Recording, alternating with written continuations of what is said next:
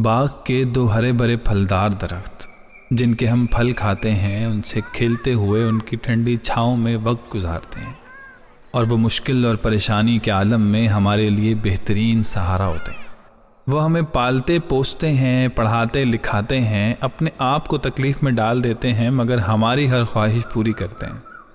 करते करते हम जवान हो जाते हैं, शादियां हो जाती हैं, रोज़गार के लिए कोई कहीं चला जाता है, मगर वो सायादार दरख्त वहीं रहते हैं। फिर वो भी बूढ़े होकर बीमार रहने लगते हैं, एक दूसरे को दवाइयाँ देते हैं, एक दूसरे को खिलाते पिलाते हैं, डॉक्टर के पास जाते हैं, मगर हमसे हमेशा यही कहते हैं, बेटा तुम बिल्कुल फ़िक्र ना करो, बस अपना ख्याल रखो, हाँ फ़ोन कर लिया करो और बच्चों की तस्वीरें और वीडियोज़ वगैरह भी भेज दिया करो।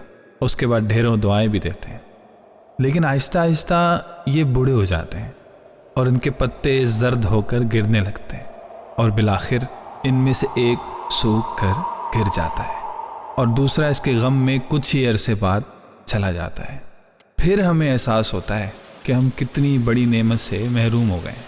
फिर हम कहते हैं कि हमसे सब कुछ ले लो मगर अम्मी अब्बू वापस लौटा दो, मगर अब कुछ नहीं हो सकता। जब वो थे तो हमें होश ना रहा और जब हमें होश आया तब वो नहीं रहे। अपने माँ बाप की कदर कीजिए इससे पहले कि आप माँ बाप से महरूम हो जाए।